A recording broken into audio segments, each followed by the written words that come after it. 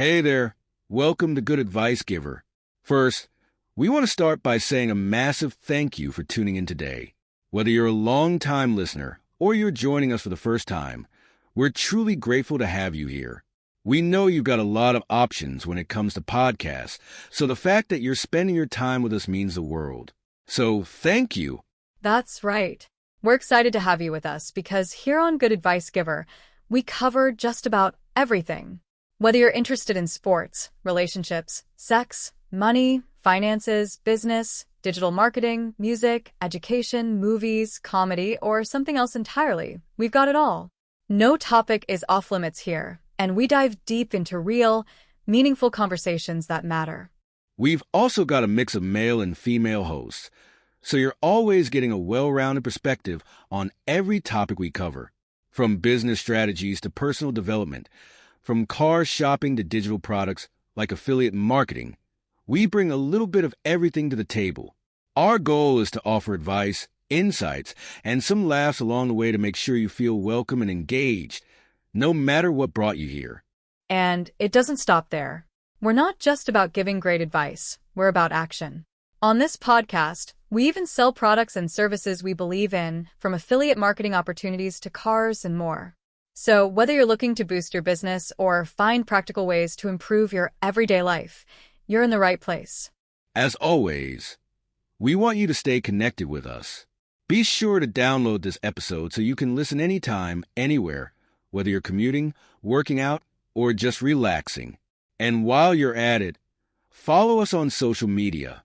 We're on Instagram, Facebook, Twitter, you name it. That's the best way to stay in the loop for upcoming episodes, behind-the-scenes content, and even giveaways. And don't forget to subscribe to our YouTube channel. We're posting extra content there, including video podcasts and deep dive discussions you won't want to miss. Be sure to like, comment, and subscribe, and let us know what topics you want to hear more about.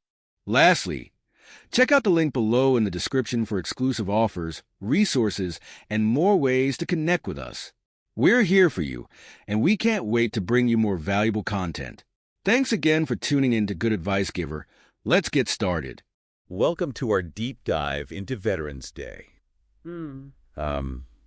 It's a day we all have marked on our calendars, but I think it's easy to just see it as a day off. Yeah.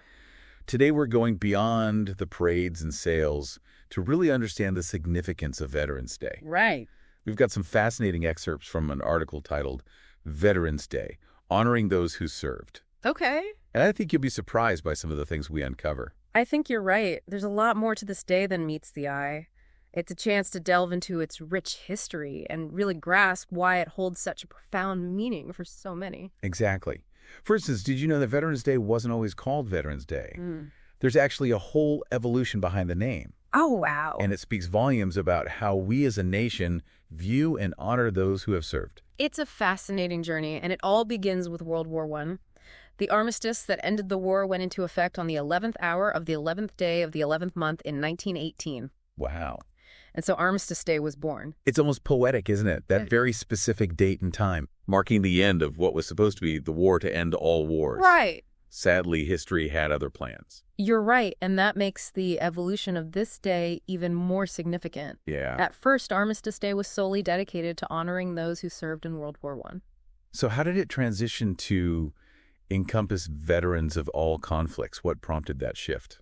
Well, after World War II and the Korean War, there was a growing sentiment that recognizing the service of all veterans, regardless of which conflict they fought in, was essential. Yeah. In 1954, President Eisenhower signed a bill that officially changed Armistice Day to Veterans Day, Okay. broadening the scope to include all branches of the military and all conflicts. That makes a lot of sense. Yeah. It's about recognizing the sacrifices made by everyone who served, regardless of the specific war or battle. Yeah. It speaks to a more inclusive idea of service and sacrifice. Exactly. It acknowledges that the commitment to serve one's country transcends any single conflict. And it also underscores the idea that the challenges veterans face upon returning home often transcend those specific conflicts as well. That's a really good point. It seems natural to think about the celebrations and parades first, Yeah. but there's a whole other side to Veterans Day that we need to explore. You're absolutely right. We often focus on the visible aspects of honoring veterans, but the article we have here really delves into some of the less visible challenges many veterans face when they transition back to civilian life. Okay, let's unpack that a bit. Mm-hmm. What are some of the specific challenges that the article highlights? Well, one of the most significant challenges is the impact on mental health. The article cites a study that found that nearly 1 in 3 veterans experience some form of mental health issue after returning from service. 1 in 3. Yeah. That's a staggering statistic. Yeah. What are some of the most common mental health challenges veterans face? Post-traumatic stress disorder, or PTSD, is perhaps the most well-known. It's a condition triggered by exposure to traumatic events, and it can manifest in a variety of ways, including flashbacks, nightmares, anxiety, and difficulty sleeping. I can only imagine how difficult it must be to cope with those kinds of symptoms after returning to civilian life where things might seem relatively peaceful on the surface. Exactly, and that contrast can be jarring. In addition to PTSD, many veterans also struggle with depression, anxiety, and even substance abuse as they try to cope with the transition. It's heartbreaking to think about. But what I'm curious about is what contributes to these mental health challenges? Is it solely the trauma of combat? Or are there other factors at play? That's a really insightful question, and the article touches on that complexity. While combat trauma is certainly a major factor, there are other aspects of military life that can also contribute to mental health issues. I'm all ears. What else might be at play here? Well, think about the intense structure and discipline of military life. Soldiers are constantly operating in high-pressure environments with strict hierarchies and a clear sense of purpose. Right. Then they return to civilian life where things are often much more fluid and less structured. That adjustment can be incredibly difficult for some veterans. I hadn't really thought about it that way, but it makes perfect sense. It's almost like going from one world to another with very different rules and expectations. Precisely. And on top of that, many veterans also face challenges finding meaningful employment after their service. The skills they've honed in the military don't always translate directly to civilian jobs, and some employers may not fully understand or appreciate the value of their experience. That's a real shame. You'd think those skills, leadership, discipline, teamwork, would be highly sought after in any workplace.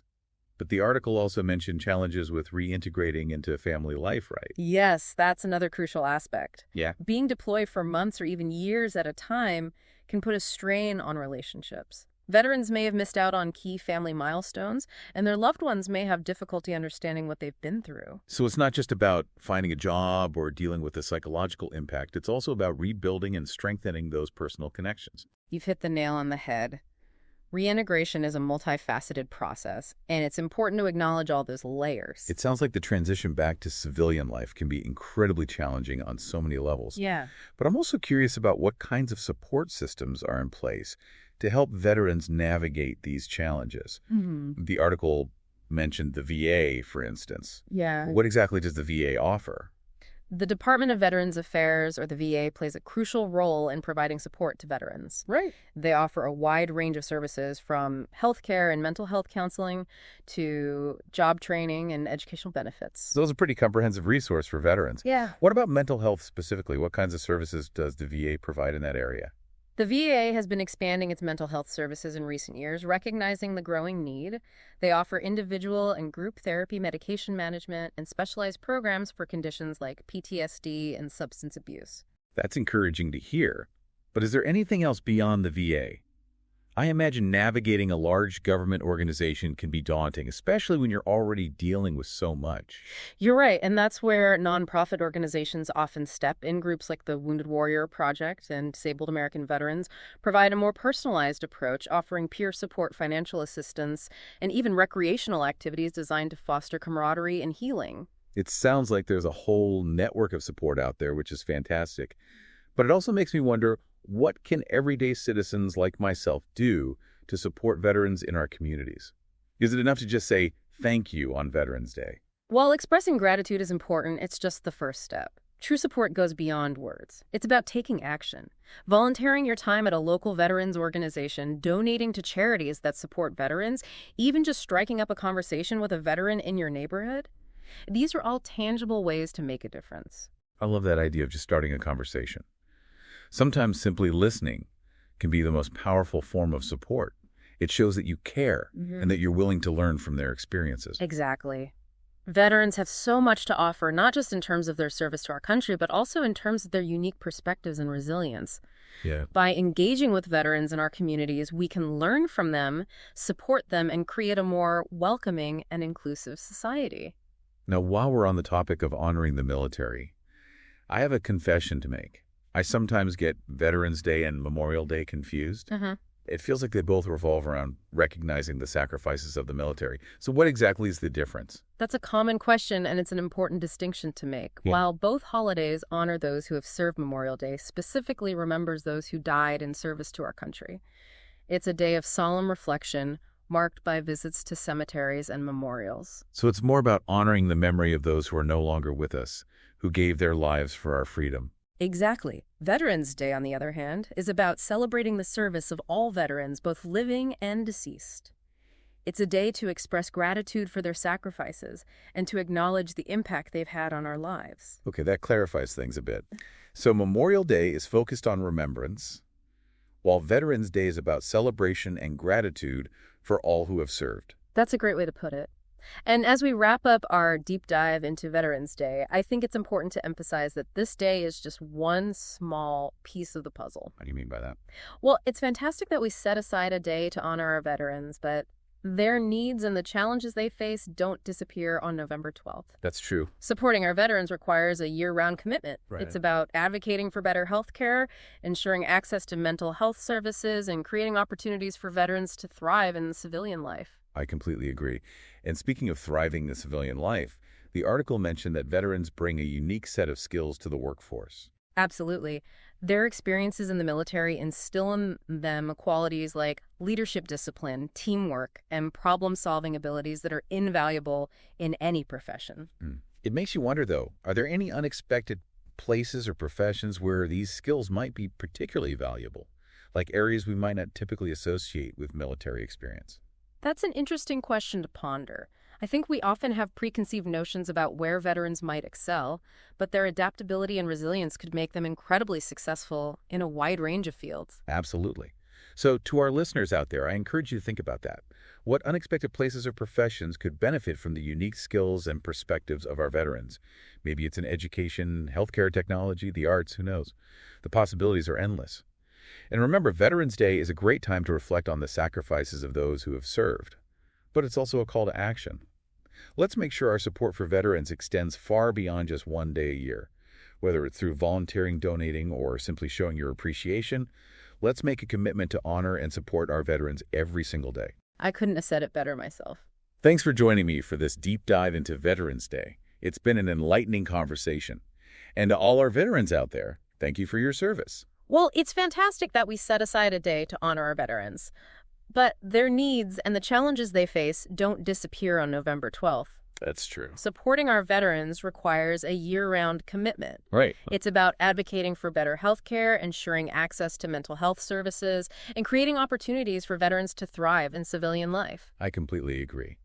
And speaking of thriving in civilian life, the article mentioned that veterans bring a unique set of skills to the workforce. Absolutely. Their experiences in the military instill in them qualities like leadership discipline, teamwork, and problem-solving abilities that are invaluable in any profession. It makes you wonder, though, are there any unexpected places or professions where these skills might be particularly valuable, like areas we might not typically associate with military experience? That's an interesting question to ponder. I think we often have preconceived notions about where veterans might excel, but their adaptability and resilience could make them incredibly successful in a wide range of fields. Absolutely. So to our listeners out there, I encourage you to think about that. What unexpected places or professions could benefit from the unique skills and perspectives of our veterans? Maybe it's in education, healthcare technology, the arts. Who knows? The possibilities are endless. And remember, Veterans Day is a great time to reflect on the sacrifices of those who have served, but it's also a call to action. Let's make sure our support for veterans extends far beyond just one day a year. Whether it's through volunteering, donating, or simply showing your appreciation, let's make a commitment to honor and support our veterans every single day. I couldn't have said it better myself. Thanks for joining me for this deep dive into Veterans Day. It's been an enlightening conversation. And to all our veterans out there, thank you for your service.